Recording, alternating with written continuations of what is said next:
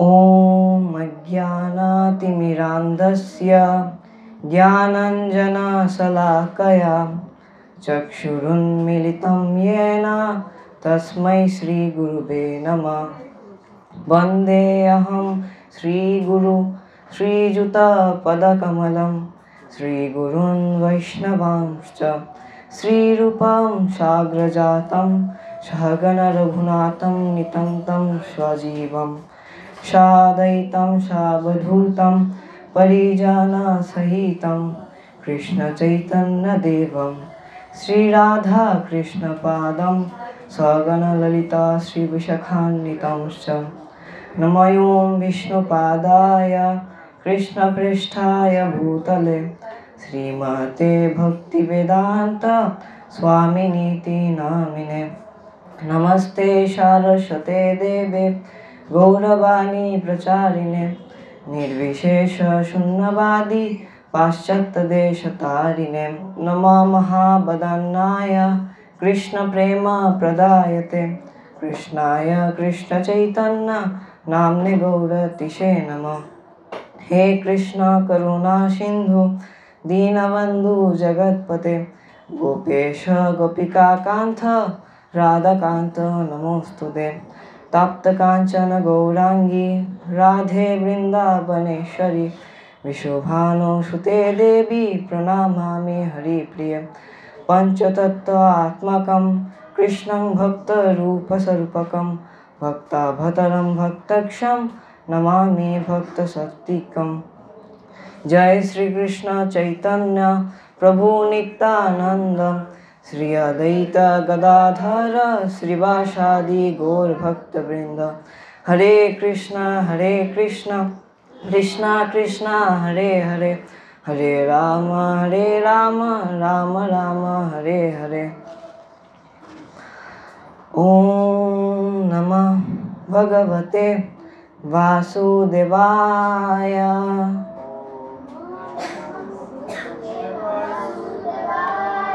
ओम नमः भगवते वासुदेवाय।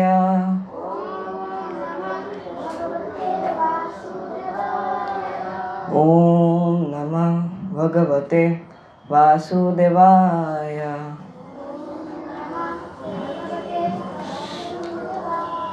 श्रीमद् भगवद गीता षष्ठ अध्याय श्लोक नং 34। चंचलं हि मनः कृष्ण प्रमाथि बलवदृढम् तस्याहं निग्रहं मन्ये वायुरिव सुदुष्करम्। शब्दार्थ আপনারা আমার সাথে সাথে বলবেন।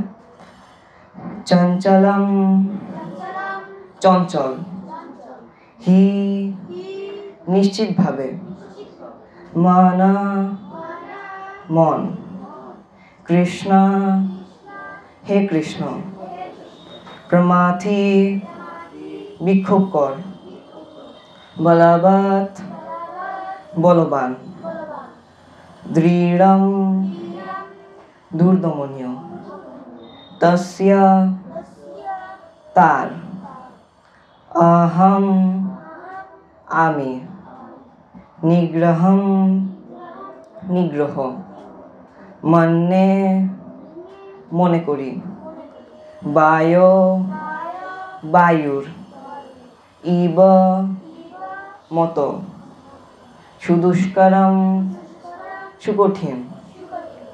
अनुवाद।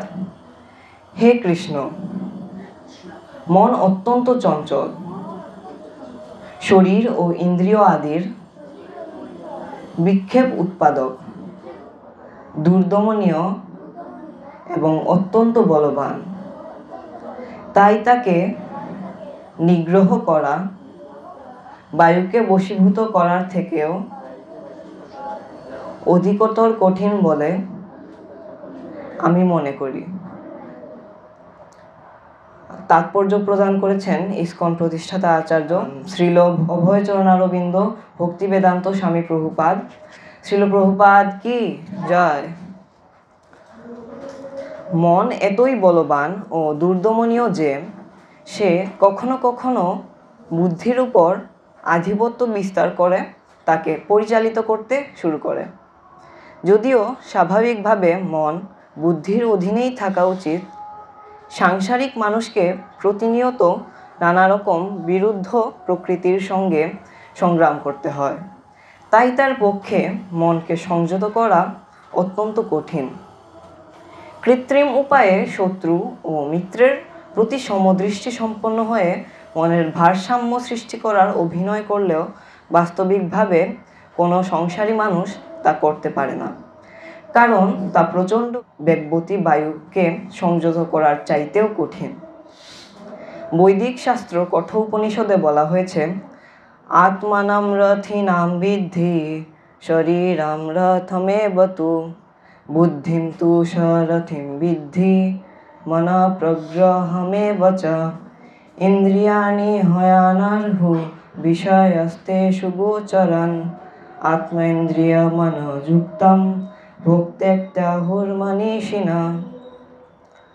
এই দেহরূপ রথের আরোহী হচ্ছেন জীবাত্মা। বুদ্ধি হচ্ছে সেই রথের সারথি, মন হচ্ছে তার বলগা এবং ইন্দ্রিয়গুলি হচ্ছে ঘোড়া। এভাবেই মন ও ইন্দ্রিয়ের সাহায্যে আত্মা সুখ ও দুঃখ ভোগ করে। চিন্তাশীল মনীষীরা এভাবেই চিন্তা করেন, বুদ্ধির দ্বারা মনকে পরিচালিত করা উচিত। কিন্তু মন এত শক্তিশালী ও দুর্দমনীয় যে বুদ্ধির দ্বারা পরিচালিত হওয়ার পরিবর্তে সে বুদ্ধিকেই পরাভূত করে তাকে পরিচালিত করতে শুরু করে। ঠিক যেমন অনেক সময় জটিল সংক্রমণ ওষুধের রোগ প্রতিষেধক ক্ষমতাকে অতিক্রম করে। এইরকম শক্তিশালী যে মন, তাকে যোগ সাধনার মাধ্যমে সংযত করার বিধান দেওয়া হয়েছে। কিন্তু অর্জুনের মতো প্রবৃত্তি মার্গের মানুষের পক্ষেও তা সাধন করা বাস্তবসম্মত নয়। সুতরাং আধুনিক মানুষের সম্বন্ধে আর কি বলার আছে? এই সম্পর্কে এখানে বায়ুর যে উপমা দেওয়া হয়েছে তা খুবই উপযুক্ত। বেগবতী বায়ুকে দমন করার ক্ষমতা কারো নেই এবং তার তুলনায় অস্থির মনকে বশ করা আরো কঠিন। মনকে দমন করার সবচেয়ে সহজ পন্থা প্রদর্শন করে গেছেন শ্রী চৈতন্য মহাপ্রভু। সেই পন্থা হচ্ছে পূর্ণদৈন্য সহকারে হরে কৃষ্ণ মহামন্ত্র কীর্তন করা। এই পথ হচ্ছে সবই মন কৃষ্ণ পদার বিন্দয়। মনকে সর্বতোভাবে ভগবান শ্রীকৃষ্ণের সেবায় নিয়োজিত করতে হবে, তাহলেই আর কোনো কিছুর দ্বারা প্রভাবিত হয়ে মন উদ্বিগ্ন হবে না। শ্রীল প্রভুপাদকৃত তাৎপর্য এখানেই সমাপ্ত। তো এখানে অর্জুন কি বলেছেন?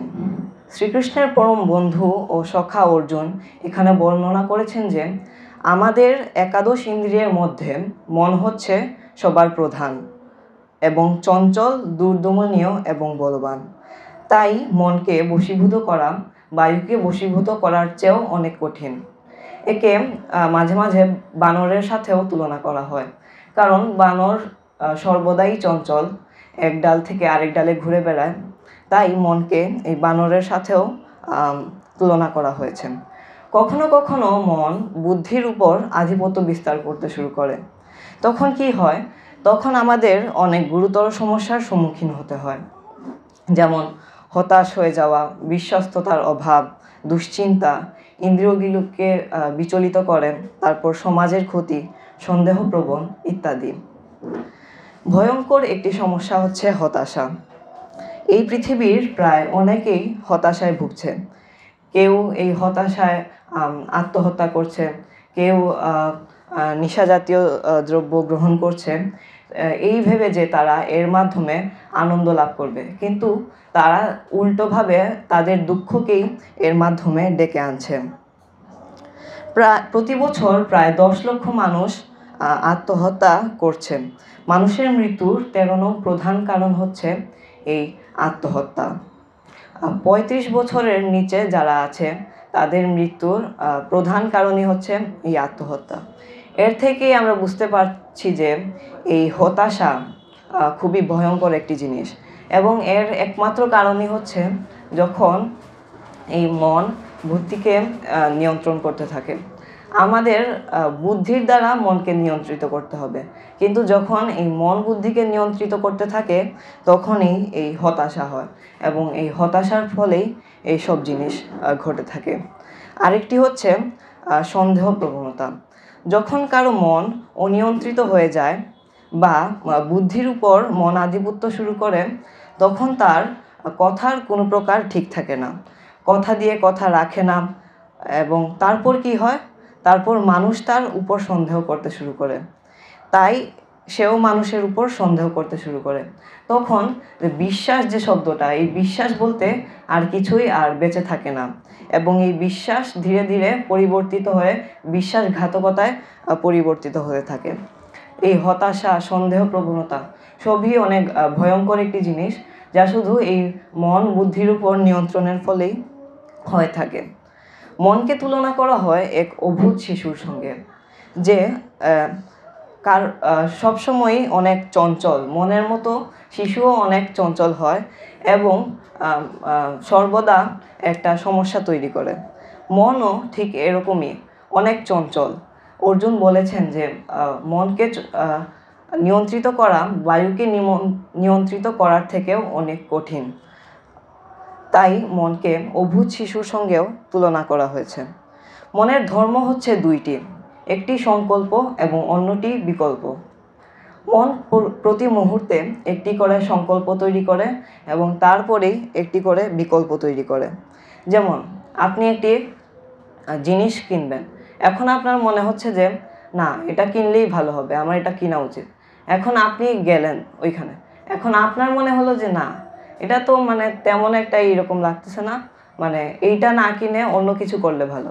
তারপর আপনি বাসায় আসলেন, তখন মনে হলো আমি কি করলাম, আমি যদি ওইটাই যদি কিনতাম তাহলে কত ভালো হতো। এভাবেই মন প্রত্যেকটা সময় একটা করে সংকল্প এবং বিকল্প তৈরি করতে থাকে।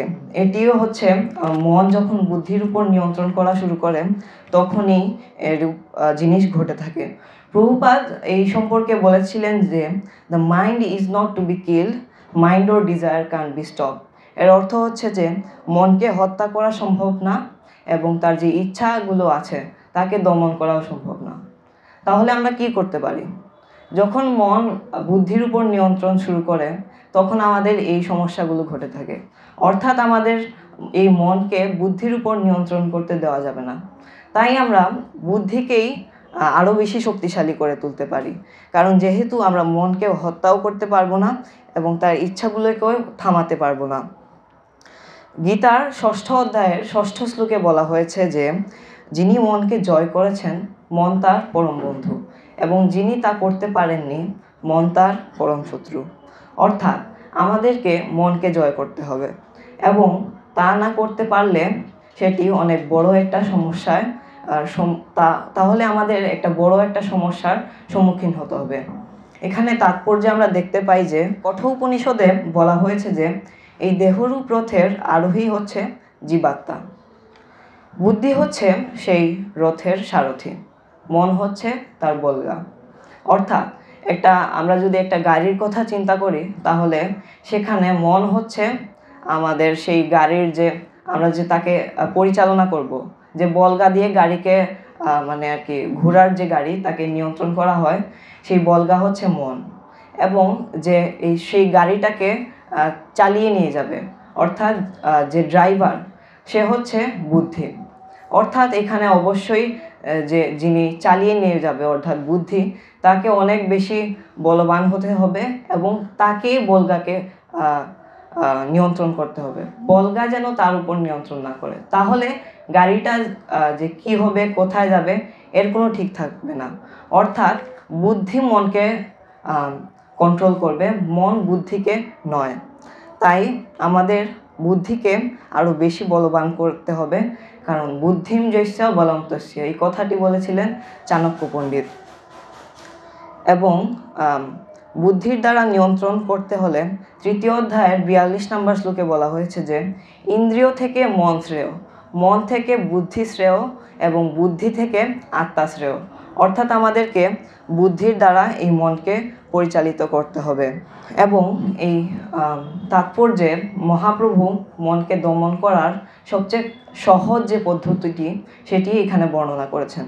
তিনি বলেছিলেন যে মনকে দমন করার সবচেয়ে সহজ পন্থা হলো পূর্ণ দৈন্য সহকারে হরে কৃষ্ণ মহামন্ত্র কীর্তন করা।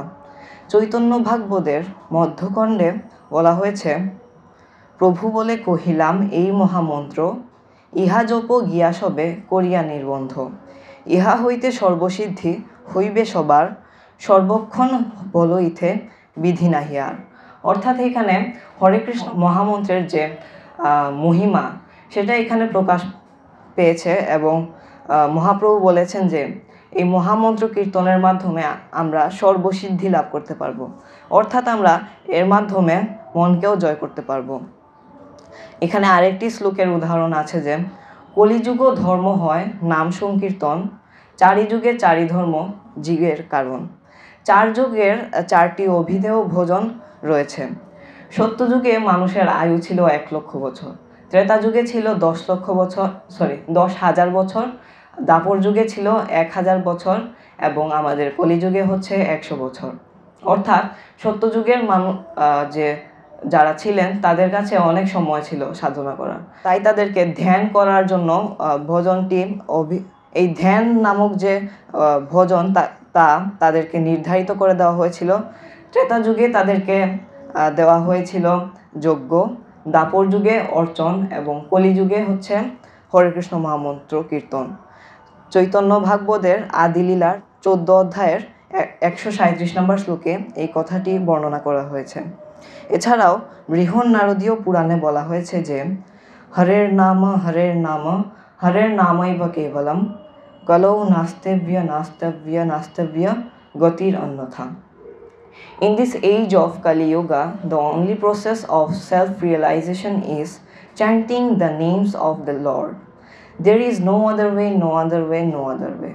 অর্থাৎ এই কলিযুগে আমাদেরকে যে মহামন্ত্রটি হরে কৃষ্ণ মহামন্ত্র যা নির্ধারণ করে দেওয়া হয়েছে আমাদের আত্ম উন্নতির জন্য, আত্ম উপলব্ধির জন্য, এটি হচ্ছে একমাত্র উপায় এবং এর ছাড়া আমাদের কোনো গতি নেই।